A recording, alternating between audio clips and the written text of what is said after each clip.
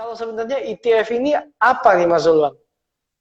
Oke, sebenarnya sudah lama, cukup lama juga ya kita tidak bahas ETF juga ya sebenarnya. Dan mungkin kita perlu update juga nanti ke depannya kira-kira performance dari ETF selama setahun ini seperti apa nih kondisinya ya.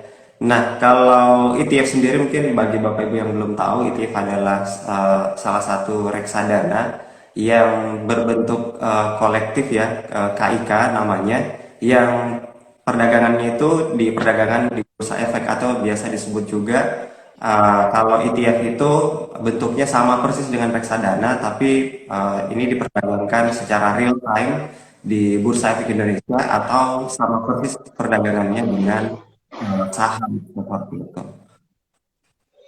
Oke, baik. Jadi ETF itu kurang lebih berarti gabungan antara saham dan reksadana ya Mas Zulwan ya? Iya, betul sekali. Oke, baik. Kalau ada yang tanya nih, apa bedanya saham, obligasi, reksadana, dan ETF? Bagaimana menjelaskannya nih, Mas Zulwan?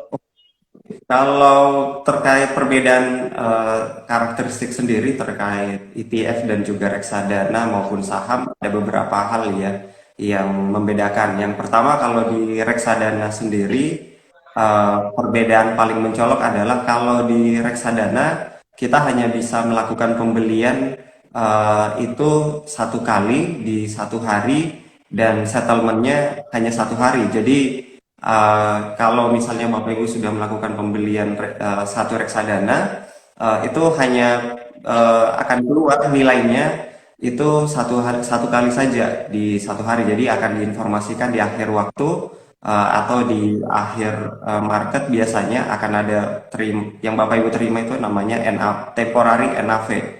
Yang temporary NAV ini yang menunjukkan bahwa Bapak Ibu dapat NAV atau dapat harga reksadananya itu di kisaran berapa pada hari itu. Sementara kalau di ETF sendiri karena dia bentuknya sama dengan saham, maka otomatis dapat harganya sesuai dengan transaksi saham pada saham transaksi saham pada umumnya. Jadi Bapak Ibu bisa yang namanya antri beli ataupun Bapak Ibu bisa mau langsung beli pada saat itu harganya berapa last price-nya. Atau misalnya Bapak Ibu juga pengen belinya di pasar premier atau pasar utamanya. Nah, di pasar utama juga Bapak Ibu bisa nih memilih ya apakah Bapak Ibu akan melakukan yang namanya pembelian secara langsung atau Bapak Ibu mau mencoba melakukan pembelian secara antri terlebih dahulu ya seperti itu. Itu perbedaan pertama. Yang kedua dari sisi waktu transaksinya, kalau di reksadana Bapak Ibu bisa melakukan pembeliannya di tiap waktu kapanpun ya, mau tengah malam, mau sore hari, di pagi hari. Tapi yang jelas proses settlementnya kalau waktu Indonesia Tengah itu berada di jam 12 siang. Jadi sebelum jam 12 siang, ketika Bapak Ibu melakukan pembeliannya akan diproses di hari itu. Sementara kalau Bapak Ibu melakukan pembeliannya setelah jam 12, maka diprosesnya di keesokan harinya. Tapi kalau di ETF akan diproses saat itu juga. Kalau misalnya Bapak Ibu melakukan pembelian ETF-nya di harga last price-nya pada hari itu antara jam 10 sampai dengan jam 4 sore. Seperti itu. Nah, itu kalau dari sisi harganya. Sementara dari perbedaan lain, kalau misalnya Bapak Ibu melakukan pembelian reksadana nih, mungkin Bapak Ibu hanya akan tahu nih si manajer investasinya pegang saham apa saja nih. Biasanya kita maksimal tahu itu 10. Eh, Paling biasanya 5 saja ya yang diinformasikan oleh manajer investasi. Nah, sementara kalau di ETF Bapak Ibu bisa tahu nih secara keseluruhan portofolio yang dipegang oleh si MI ETF tersebut dan juga bobotnya masing-masing ada berapa banyak yang nantinya Bapak Ibu bisa memilih nih kira-kira Bapak Ibu mau pilih ETF jenis apa nih ya. Kalau Bapak Ibu pilih di reksadana dalam bentuk jenisnya ada 4 ya, reksadana pasar uang, reksadana pendapatan tetap, saham dan campuran. Tapi kalau di ETF Bapak Ibu berdasarkan indeksnya. Jadi kalau Bapak Ibu yang sering mungkin tanya pengen beli, saya pengen beli IHSG bisa tidak? Jawabannya tidak bisa, tapi Bapak Ibu bisa melakukan pembelian di indeks-indeks yang sudah disediakan.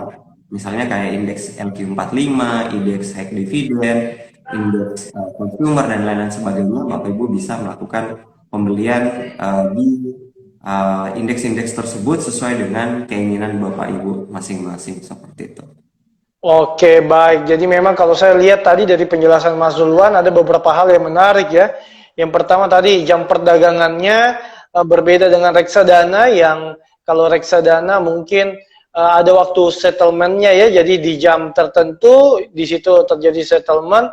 Tapi kalau ETF selama jam perdagangan itu bisa dilakukan perdagangan. Lalu dari sisi isinya juga tadi ETF itu benar-benar kelihatan 100% apa aja isinya nih. Kalau reksadana biasanya 5 sampai 10. Oke. Sebelum kita masuk lebih dalam, kita ada pertanyaan sebenarnya dari Lovely Chow underscore 13. Pak, apa bedanya ETF sama reksadana indeks? Atau sebenarnya sama aja ini ya? Iya, jadi kalau ETF dan juga reksadana indeks itu eh, hanya perbedaan istilah saja ya. Tapi mayoritas memang lebih diperkenalkan ETF. Cuman kalau di luar negeri atau misalnya Bapak Ibu sering baca-baca buku terkait investasi di luar negeri ya, yang source-nya itu dari luar negeri, memang mereka biasanya lebih sering menyebutkan yang namanya reksadana indeks karena itu yang lebih mudah dipahami dibandingkan dengan menggunakan istilah ETF. Tapi kedua hal ini sebenarnya sama saja. Seperti itu. Oke, baik. Saya harap cukup jelas sekarang ya untuk Lovely Chow karena sebenarnya cuma istilah aja tapi sebenarnya produknya sama ya, itu adalah ETF atau Exchange Traded Fund. Nah, selanjutnya nih Mas Zulwan, kalau tadi kan sudah ada beberapa saya bisa bilang keunggulan ya karena kalau kita lihat tadi dapat diperdagangkan di jam market lalu isinya banyak. Jadi kalau kita mau beli satu dapat banyak lah istilahnya ya kalau kita beli ETF nih. Nah, lalu kalau kita mau berinvestasi sendiri di ETF, caranya gimana Mas? Apakah sama aja kayak kita buka akun di saham atau seperti apa nih kalau kita mau investasi di ETF? Nah, kalau di ETF sebenarnya sama saja dengan kita berinvestasi di reksadana maupun di saham. Cuman ada beberapa keunggulan memang yang lebih jadi poin salesnya kalau di ETF. Yang pertama, kalau misalnya di saham nih, Bapak Ibu mesti yang namanya butuh yang namanya analisa ya, analisa teknikal kah atau analisa fundamental kah ketika Bapak Ibu akan melakukan pembelian yang namanya saham. Lalu selanjutnya Bapak Ibu hanya bisa memilih mungkin satu atau dua atau tiga dari sekian banyak saham yang ada di Bursa Efek, ada sekitar 700 lebih ya, 700 lebih saat perusahaan yang Bapak Ibu harus pilih nih. Tapi kalau di ETF sendiri enaknya adalah Bapak Ibu bisa nih yang namanya men-screen saham-sahamnya, mulai dari Bapak Ibu pengen investasi nih tapi pengen investasinya di saham-saham perbankan saja nih. Nah, kalau Bapak Ibu mau investasi di saham perbankan, kalau Bapak Ibu belinya saham, tentu cukup merepotkan ya. Bapak Ibu mesti pilih. Saya sudah punya list nih, ada BCA, BRI, BNI, Bank Mandiri. Yang pertama saya mau pilih BCA, tapi saya suka BRI juga. Nah, itu salah satu kendala juga. Yang berikutnya, kalau Bapak Ibu mau melakukan pembelian, saya pengen beli BCA, tapi dananya saya cuma katakanlah 200.000, 300.000. Otomatis perbankan seperti BCA, BRI, dan BNI sendiri itu tidak akan cukup dananya.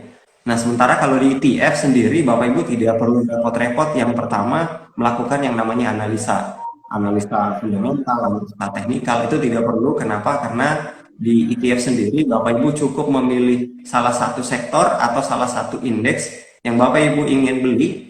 Misalnya sektor perbankan nih, berarti Bapak Ibu melakukan pembelian ETF yang namanya XIIF, ya, yang bergerak di bidang finance. Jadi di sana semua perbankan ada. Nah, sehingga Bapak Ibu tidak perlu nih bingung yang namanya melakukan pembelian saham mana nih yang saya harus beli di sektor perbankan. Cukup Bapak Ibu melakukan pembelian melalui ETF.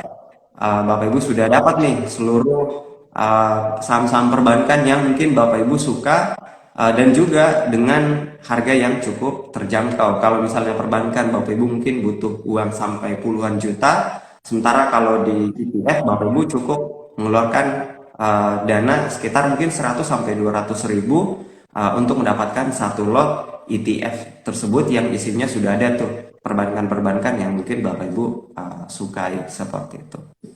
Oke, menarik banget ya. Berarti modalnya juga sebenarnya nggak besar-besar amat ya, 100-200 ribu udah bisa berinvestasi. Tadi saya menarik nih, tertarik dengan yang tadi Mas Zulwan cerita bahwa ada ETF terkait dengan saham-saham perbankan, kodenya kalau nggak salah XIIF ya. XIIF. Nah, sebenarnya ada berapa banyak sih ETF, Mas Zulwan? Karena kalau kita tahu kan, misalkan kalau saham itu kan ada 700 lebih nih. Kalau ETF sebenarnya ada berapa jenis, Mas Zulwan? Oke, kalau untuk sekarang, kalau dibagi terkait jenisnya itu ada dua. Jadi ada ETF pasif maupun ETF aktif. Tapi kalau dari secara keseluruhan, secara total itu ada 26 ETF yang ada di Indonesia untuk saat ini. Mungkin kedepannya akan bertambah juga. Cuman 26 ini sebenarnya sudah cukup merepresentatifkan atau sudah cukup banyak juga ya indeks-indeks yang sebenarnya sudah bisa kita pilih dan juga paling sering kita jumpai sebenarnya di market. Salah satu contohnya mungkin yang paling sering kita dengar adalah reksadana ETF LQ45 atau reksadana ETF High Dividend. Itu yang paling sering kita jumpai nih Bapak Ibu. Nah, kalau misalnya Bapak Ibu mau beli seluruh saham LQ45, ya mungkin Bapak Ibu bisa butuh dana mungkin di atas 20 ya untuk beli masing-masing satu lot. Tapi kalau Bapak Ibu beli LQ45, mungkin di bawah 200 ribu ya sekarang, karena kalau dulu di bawah 100 ribu nih harganya. Cuman kayaknya harganya udah pada naik rata-rata nih ETF. Harusnya di bawah 150 itu udah dapat satu lotnya nih masing-masing. Jadi lebih terjangkau, apalagi buat Bapak Ibu yang mungkin baru mulai nih investasi dan pengen coba-coba investasinya di saham tapi masih takut, maka ETF bisa jadi salah satu pilihan, salah satu alternatif. Mungkin Bapak Ibu yang mau coba merasakan nih bagaimana sih perasaan ketika kita melakukan pembelian saham secara langsung, mungkin ada deg-degan pegangnya, atau misalnya Bapak Ibu uh, panik ya ketika mungkin marketnya turun, atau senang ketika marketnya naik. Nah, kalau di saham mungkin uh, lebih terasa ya deg-degannya, karena Bapak Ibu langsung mengeluarkan dana yang cukup besar. Tapi kalau di TF karena dananya cukup kecil, bisa jadi sarana untuk latihan juga, tapi Bapak Ibu juga bisa investasi untuk jangka panjang yang lebih aman sebenarnya dibandingkan saham. Karena kalau misalnya di saham, harga saham yang kita beli turun, terus di teman-temannya ternyata naik, itu biasanya bikin sakit kepala. Tapi kalau di ETF, kalau mayoritasnya naik, ada satu aja yang turun, itu tidak akan berdampak cukup signifikan di ETF-nya kita seperti itu. Atau bahkan kalau harga sahamnya mayoritas lagi pada turun nih, ETF-nya biasanya juga bakal turun, tapi tidak akan turun sedalam dengan saham-saham yang Bapak Ibu pegang saat itu seperti itu. Jadi itu salah satu kelebihan dari ETF sendiri. Memang kenaikannya tidak akan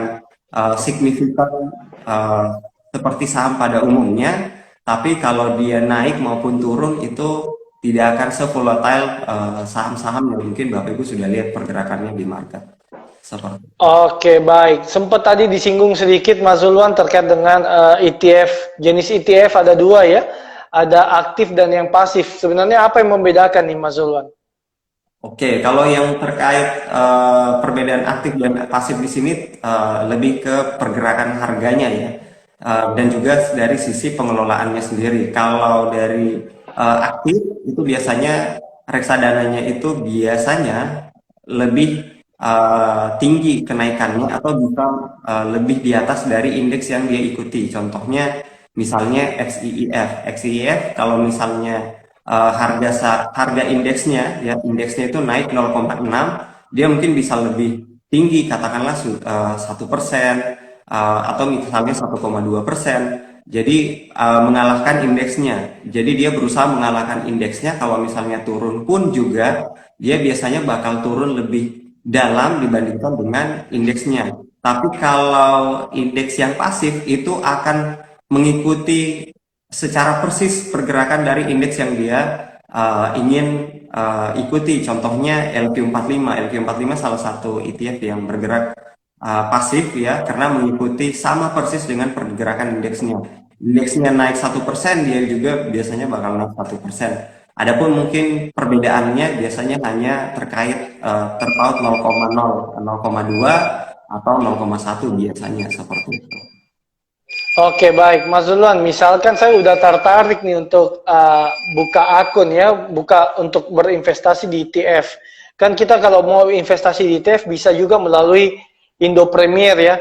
Sebenarnya apa sih kelebihan-kelebihannya dan cara jual belinya kalau di IPOT berarti sama aja kayak beli saham atau seperti apa, Mas Zulwan? Oke, kalau di Indo Premier sendiri kelebihannya salah satunya adalah Bapak Ibu bisa melakukan pembelian reksadana, ETF maupun saham dan obligasi itu semuanya dalam satu platform. Itu keunggulan utamanya yang ada di Indo Premier. Yang kedua adalah Bapak Ibu bisa melakukan pemindahan aset nih dengan secara mudah. Misalnya Bapak Ibu sudah investasi nih di reksadana, tiba-tiba pengen investasi ke saham juga. Nah, Bapak Ibu tinggal langsung beli saja saham dan juga reksadananya maupun juga ETF-nya secara bersamaan dalam satu platform. Kelebihan utama kalau terkait ETF sendiri yang ada di Indo Premier adalah Bapak Ibu bisa melakukan pembelian di yang namanya pasar perdana. Kalau di saham biasanya kita sebutnya IPO ya, Initial Public Offering. Nah, di ETF juga ada yang namanya pasar perdananya, di mana Bapak Ibu bisa mendapatkan harga ETF-nya itu lebih murah dibandingkan harga yang ada di market sekundernya. Itu salah satu kelebihannya, cuman Bapak Ibu pembeliannya itu harus dalam bentuk yang cukup besar ya. Biasanya kita sebut dengan istilah satu basket atau 1.000 lot. Dan itu biasanya kita butuh dananya cukup besar, tapi kelebihannya kita dapatnya bisa lebih murah nih dibandingkan dengan yang ada di market saat itu, seperti itu. Oke, baik. Nah, ini ada yang menarik nih, ada pertanyaan dari Tika Trik nih, Mas Zulwan. Mas, saya lihat semua ETF aktif sama saja, tidak ada bedanya. Tolong minta rekomendasi satu ETF untuk saya beli, dan saya lihat kinerja dan analisanya seperti apa. Nah, kira-kira apa nih? Oke, kalau untuk saat ini dalam 1 tahun terakhir memang yang paling bagus kinerjanya untuk saat ini adalah Premier ETF High Dividend. Kenapa? Karena ya mungkin Bapak Ibu sudah tahu ya, di musim-musim seperti ini lagi musim-musimnya bagi dividen, tentu otomatis yang mendapatkan keuntungan atau mendapatkan cuan lebih banyak tentu saham-saham yang dividennya cukup tinggi seperti itu. Nah, kalau misalnya Bapak Ibu atau teman-teman pengen coba beli, maka salah satu yang cukup menarik adalah Premier ETF High Dividend untuk saat ini, karena memang masih masa perusahaannya lagi rajin-rajinnya bagi dividen, apalagi ada beberapa perusahaan yang masuk kategori atau sahamnya itu masuk ke ETF High Dividend tapi belum membagikan dividennya, sehingga dengan kinerja 1 tahun terakhir itu sudah naik 34,33% untuk saat ini, harusnya bisa naik lebih tinggi lagi nih kalau perusahaan tersebut yang ada di ETF High Dividend ini mulai membagikan dividennya pada tahun ini. Seperti itu. Nah, mungkin Bapak Ibu akan lanjut bertanya juga nih, kalau misalnya Premier ETF High Dividend berarti kita bakal dapat high dividend juga nih. Nah, itu biasanya juga bakal ditanyakan. Nah, Bapak Ibu kalau di ETF sendiri ada beberapa memang ETF yang membagikan dividennya kepada pemegang saham. Cuman untuk Premier ETF High Dividend sendiri ini tidak membagikan secara historikal ya, belum pernah membagikan yang namanya dividennya kepada Bapak Ibu, tapi akan membagikan dividennya itu akan direinvestasikan, jadi dibelikan kembali saham-sahamnya yang nantinya akan tercermin ke NAV-nya Bapak Ibu masing-masing, atau bisa dibilang harga ETF-nya lah yang nantinya akan berpengaruh di sana, apakah dia bakal naik harga ETF-nya atau harga rata-ratanya Bapak Ibu akan turun seperti itu. Jadi itu salah satu pilihan, jadi ETF high dividend atau ETF LQ45 juga bisa Bapak Ibu jadikan salah satu pilihan ya, karena dari sisi likuiditas untuk saat ini LQ45 memang yang paling liquid karena ya paling terkenal lah kalau saat ini. Kalau ETF dividen itu juga cukup liquid tapi tidak seliquid dari LQ45. Jadi memang kalau misalnya Bapak Ibu, salah satu kekurangannya yang ada di ETF yang mungkin Bapak Ibu bisa perhatikan adalah masalah likuiditas, karena untuk ETF sendiri yang pertama masih jarang dikenal oleh para investor. Jangankan ETF, saham pun biasanya masih masih kurang dipahami juga. Nah, yang berikutnya adalah untuk saat ini ETF memang yang paling gencar untuk mengedukasi Bapak Ibu, dan platformnya sudah lengkap, itu memang masih Indo Premier, sehingga Bapak Ibu sangat jarang atau bahkan mungkin tidak pernah ya melihat ada sekuritas lain yang membahas terkait ETF, karena dari sisi platform sendiri lebih fokusnya memang ke saham dibandingkan dengan produk-produk lain yang ada di pasar modal seperti itu. Oke, baik Mas Zulwan. Tadi menarik diceritakan juga ada keunggulan kalau kita buka di iPod, salah satunya yaitu dapat membeli ETF di pasar primer ya, dengan jumlah yang lebih besar nih. Jadi kalau kita punya dana yang cukup ya lumayan juga nih untuk membeli di pasar primer. Kalau di pasar sekunder mekanismenya berarti mirip-mirip juga kayak saham ya, ada bid offer seperti itu. Jadi sistemnya balik lagi sistem lelang berkelanjutan. Nah, pertanyaan selanjutnya nih Mas Zulwan, kalau tadi terkait ETF, kalau di saham kan kita tahu bahwa ada waktu proses settlement, biasanya kita kenal dengan T+2. Kalau di reksadana balik lagi pada reksadananya nih, ada yang cepat, ada juga yang mungkin sampai 1 minggu gitu ya. Nah kalau dari ETF sendiri settlementnya berapa lama nih Mas Ulwan? Oke, karena bentuk transaksinya ini sama persis dengan saham, maka settlementnya mengikuti juga waktu dari saham itu sendiri. Kalau di saham ada T+2, maka di reksadana sama juga seperti itu, T+2 juga transaksinya. Jadi Bapak Ibu mesti menunggu 2 hari untuk waktu settlementnya. Oke, baik, menarik ya, nggak terlalu lama juga, berarti T+2. Nah, silakan ya teman-teman, kalau ada yang punya pertanyaan terkait ETF, mau tanya-tanya lebih lanjut, boleh masukkan pertanyaan di kolom komentar maupun question box di kanan bawah. Saya masih mau lanjut lagi nih terkait dengan ETF. Nah, Mas Zulwan, kalau kita mau berinvestasi, pasti ada juga mungkin biaya-biaya yang akan dikeluarkan. Contoh kalau kita investasi di saham, mungkin ada fee beli dan fee jual. Nah, kalau di ETF sendiri, apakah biayanya seperti apa Mas Zulwan? Oke, untuk terkait biaya sendiri kalau di ETF itu sama dengan saham ya, karena transaksinya lagi-lagi sama dengan saham, sehingga akan ada fee jual maupun fee beli. Nah, di sana, apalagi kalau misalnya Bapak Ibu melakukan pembelian ETF-nya itu di atas 10 juta nilai transaksinya, ya otomatis bakal dapat biaya tambahan lagi, yaitu materai 10.000 ya Bapak Ibu. Sehingga kalau untuk ETF sendiri, untuk biayanya itu sama persis dengan saham, ada fee jual, ada fee belinya. Untuk di Indo Premier sendiri, untuk fee jual dan fee beli, untuk fee beli itu 0,19, sementara untuk jualnya adalah 0,29, seperti itu. Oke, baik. Lalu berarti biayanya masih mengikuti fee beli fee jual seperti saham juga ya. Cuma nanti kalau di atas 10 juta akan ada kena lagi biaya materai. Nah, Mas Zulwan, kalau dari sisi keamanannya sendiri gimana nih? Tingkat keamanannya ini. Lalu bukti kepemilikan kita apa nih? Oke, kalau di ETF sendiri dari sisi keamanan itu sangat-sangat aman ya, karena kenapa? Karena Bapak Ibu ketika melakukan pembelian ETF otomatis akan memiliki yang namanya bukti kepemilikan ETF itu sendiri dalam bentuk unit penyertaan namanya.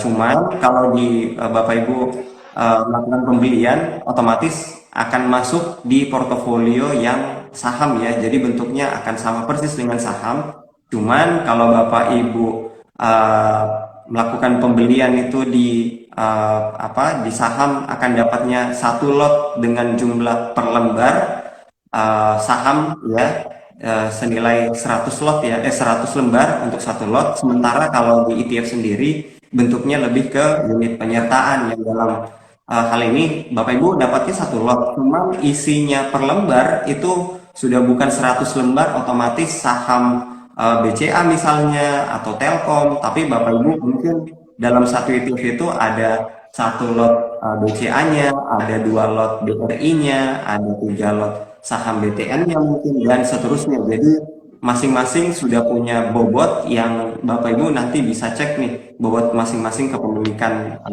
ETF-nya itu di aplikasi POT. Di sana sudah ada masing-masing pembobotannya beberapa berapa persen masing-masing. Saya coba ambil salah satu contoh nih untuk ETF dividen sendiri, untuk pembobotannya seperti apa ya? Coba kita lihat. Nah, nanti Bapak Ibu bisa cek nih di menu portofolio, bentar. Portfolio composition. Jadi portfolio composition saya coba ambil Premier ETF High Dividend 20 yang kenaikannya paling tinggi di tahun ini 34%.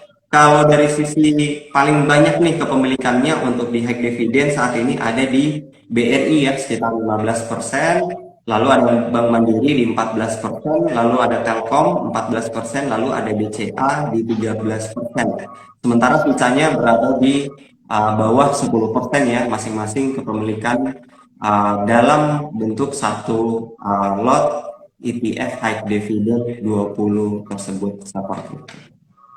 Oke, baik. Lalu kalau sekarang kan kita lagi bulan suci Ramadan nih ya Mas Zulwan ya. Tentu kita ada juga yang ingin berinvestasi secara syariah nih. Nah, kalau ETF sendiri apakah ada ETF syariahnya atau seperti apa Mas Zulwan? Oke, kalau untuk ETF syariah sendiri sudah ada ya. Kebetulan ada yang namanya Premier ETF JII, jadi saham-saham tersebut masuk di kategori indeks syariah ya, yang ada di Bursa Efek. Yang isinya kalau saat ini itu ada berbagai macam juga, ada sekitar 28 saham ya, yang Premier ETF ini punya. Kalau di JI sendiri itu isinya 30 saham, ini hanya 28. Nah, ada Telkom, ada Emtek, ada UNTR, Cepin, TPA, KLBF, dan sebagainya. Bapak Ibu nanti bisa lihat di aplikasi itu secara langsung. Sementara kalau kinerjanya sendiri dari ETF syariah ini 1 tahun terakhir ini sudah naik sekitar 11,77% ya untuk 1 tahun ini seperti itu. Oke, baik. Silakan teman-teman Sobat IDX Ultra maupun Sobat iPod Kendari yang mau tanya-tanya lebih banyak terkait dengan ETF atau Exchange Traded Fund. Ini adalah salah satu produk utama di pasar modal. Selain saham, reksadana, obligasi, ada ETF. Teman-teman yang pengen tahu lebih banyak boleh masukkan pertanyaannya ya.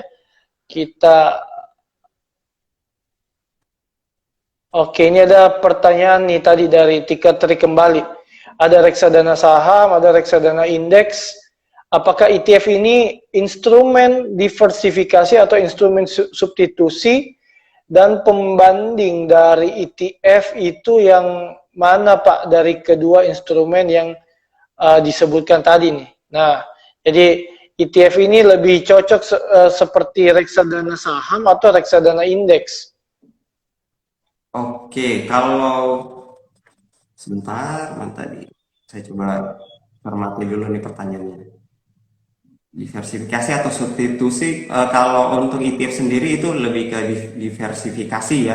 Diversifikasi Bapak Ibu. Jadi Bapak Ibu bisa diversifikasi portofolionya berdasarkan indeks-indeks yang mungkin Bapak Ibu bisa pilih berdasarkan indeks yang mungkin Bapak Ibu tertarik nih, misalnya di sektor mana atau di indeks mana yang sekiranya mungkin Bapak Ibu tertarik. Lalu dari sisi pembandingnya tentu dari ETF sendiri akan kita bandingkan dengan indeks utamanya ya. Contohnya misalnya indeks LQ45 atau ETF LQ45 kita akan bandingkan dengan kinerja LQ45 itu sendiri. Kalau LQ45 kenaikannya berapa persen tahun ini, ETF LQ45 udah berapa nih kenaikannya, dan itu bisa kita lihat kira-kira kinerjanya apakah selama 1 tahun ini tetap mengikuti indeks utamanya atau malah di bawah atau bahkan di atas dari indeks ETF itu sendiri. Jadi Bapak Ibu nanti bisa gunakan fitur yang namanya ETF ETF PS reksadana dan charting. Nanti Bapak Ibu bisa bandingkan berdasarkan chartingnya, kira-kira ETF yang Bapak Ibu pilih apakah lebih tinggi kenaikannya dibandingkan indeksnya atau malah turun seperti itu. Oke, baik. Oke, selanjutnya masih menunggu pertanyaan ya dari teman-teman. Kira-kira nih Mas Zulwan, kan dari tadi kita lihat kebanyakan memang manfaat-manfaatnya ya, keuntungan-keuntungannya. Tapi kan pasti di ETF ini ada juga kendala atau resiko. Tadi salah satunya juga mungkin dari sisi likuiditasnya ya. Kira-kira bisa dijelaskan nih untuk terkait kendala-kendala yang mungkin diperhatikan nih kalau kita baru pertama kali mau berinvestasi di ETF. Oke, kalau kendala-kendalanya paling tergantung dari tujuannya Bapak Ibu yang pertama yang mesti diperhatikan. Kalau misalnya tujuannya Bapak Ibu pengen cari volatilitas harga, ya misalnya Bapak Ibu pengen cari mana nih reksadana yang bisa naik 1 hari bisa 5%, 10%, maka ETF tidak cocok dengan Bapak Ibu. Kenapa? Karena ETF sendiri pergerakannya bisa dibilang cukup terbatas karena mengikuti indeks. Dan juga kalau misalnya Bapak Ibu tujuannya untuk trading ya, trading di ETF, ini kurang cocok juga. Lebih cocoknya ke investasi untuk jangka panjang. Dari sisi likuiditas itu memang cukup kurang, sehingga Bapak Ibu mungkin ketika trading belinya mungkin mudah, tapi ketika harganya naik terus Bapak Ibu mau jual, itu biasanya akan dapat kendala, yaitu likuiditas. Harga Bapak Ibu sudah lihat harganya naik, tapi yang mau beli ya reksadana ETF-nya Bapak Ibu itu tidak ada. Nah, mungkin Bapak Ibu mesti menunggu nih, menunggu lebih lama waktunya untuk Bapak Ibu bisa menjual ETF tersebut seperti itu. Jadi kalau Bapak Ibu punya banyak beli ETF-nya, jualnya itu biasa menjadi kendala. Mungkin Bapak Ibu bisa jual secara perlahan. Makanya tidak disarankan untuk Bapak Ibu yang mau investasinya itu jangka pendek atau trading itu tidak cocok, tapi lebih cocok untuk investasi jangka panjang seperti itu. Oke.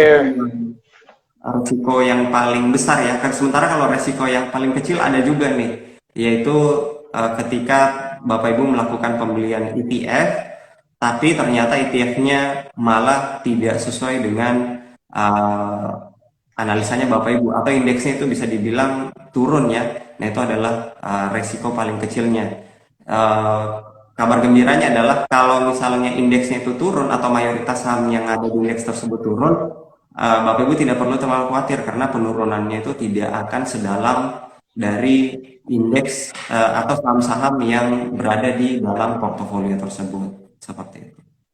Oke, baik. Saya rasa sudah cukup komprehensif diskusi kita terkait dengan ETF dan semua pertanyaan juga sudah terjawab ya terkait dengan ETF. Bagi teman-teman yang mungkin ketinggalan diskusi kami mau belajar lebih banyak terkait ETF, bisa ditonton ulang di IGTV kami di @idx_sultra, maupun teman-teman yang mau langsung tanya-tanya bisa langsung hubungi ke IPOT Kendari ya. Mas Zulwan siap membantu kalau teman-teman ingin belajar terkait dengan ETF atau Exchange Traded Fund. Mungkin terakhir Mas Zulwan sebagai penutup juga di diskusi kita pada sore hari ini, kira-kira seperti apa prospek ETF ke depannya nih Mas Zulwan? Silakan. Oke, baik. Kalau terkait prospek ETF ke depannya tentu masih akan positif ya. Balik lagi ke indeksnya kembali ya. Kalau misalnya kita masih tetap optimis untuk USD bisa naik lebih tinggi lagi ya, bikin capaian all time high kembali, tentu ETF-nya juga mayoritas akan terkerek juga. Nah, tinggal pintar-pintarnya nih Bapak Ibu pilih ETF-nya ini yang mana. Karena ada beberapa permasalahan yang Bapak Ibu mesti perhatikan juga tadi. Yang pertama adalah dari sisi likuiditas, yang kedua dari sisi kinerja dari ETF tersebut. Kira-kira mana nih dari ETF-ETF dari sekian banyak ETF ada 26, mana nih yang kinerjanya paling bagus dalam tahun ini dan punya peluang untuk bikin cetak rekor lagi nih di tahun depan seperti itu. Jadi beberapa reksadana tadi yang sudah saya sebutkan ada LQ45, ada XIID.